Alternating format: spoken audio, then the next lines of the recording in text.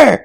Now, we are here to prepare for the Pupsgiving Potluck, and I was put in charge to organize it. Yes, I love Pupsgiving. I just love to eat all day. Sometimes I just keep eating even when I'm full. It's kind of like my superpower. Yes. So you will need to bring in your own special Pupsgiving dishes. Bring whatever you like, and make sure there is enough for everyone. Yes, Lucy. Yeah. So, what about the decorations?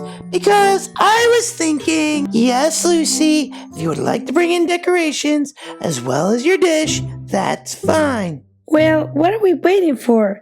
Let's get cooking. Vamos.